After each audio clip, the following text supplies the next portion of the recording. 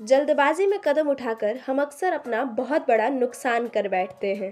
नमस्कार, Jhaji on mic पर मैं फिर उपस्थित हूँ आप सभी के सामने एक नई कहानी के साथ। आज की हमारी ये कहानी एक बाल कहानी है और इसके लेखक अक्षय मिश्रा है। इस कहानी का नाम है मूर्खबाज। एक गांव में रामधन नाम का एक आदमी रहता था। उसे चूजों से बहुत प्यार था। वो अक्सर अपनी हथेली में चूजा लेकर घूमा करता था। एक दिन एक बाज न जाने कहां से उड़ते हुए आया और उसके हाथ से चूजे को झपट कर उड़ गया। रामधन बेचारा मन महसूस कर रह गया। वह अपनी आदत के अनुसार चूजे को बिना हथेली में रखे कहीं नहीं जाता था। अतः फिर से दूसरा चूजा हथेली में रखकर घूमने लगा। 4 दिन बाद फिर से वही बाज दूसरे चूजे को भी उसकी हथेली से ले उड़ा। रामधन इस आदत से अत्यंत दुखी हुआ, परंतु वह अपनी आदत से लाचार था। 1 सप्ताह के बाद वह पुनः अपनी हथेली पर एक और चूजा लेकर निकला, लेकिन इस बार वह सतर्क था। उसने अपने दूसरे हाथ की तर्जनी में तेज धार का एक ब्लेड बांध रखा था।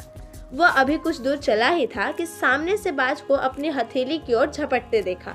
उसने तुरंत अपनी हथेली को थोड़ा नीचे करते हुए ब्लेड बंधी उंगली को ऊपर कर दिया, जिससे ब्लेड बाज के पेट को फाड़ता चला गया। उसकी अतड़ी बाहर लटकने लगी। अचानक उस मूर्खबाज ने उसे चूजे की अतड़ी समझकर जोर से खींचा, लेकिन पलक झपकते ही वह स्वयं जमीन पर गिरकर तड़पने लगा। रामधन ने उस दिन अपनी चालाकी से चूजे को बचा लिया, लेकिन बाज अपनी मूर्खता से अपनी जान गंवा बैठा। सोच समझकर काम करने से रामधन ने अपने शत्रु को नष्ट करने में सफलता पाई, जबकि बिना विचार किए कार्य करने में बाज का नाश हो गया।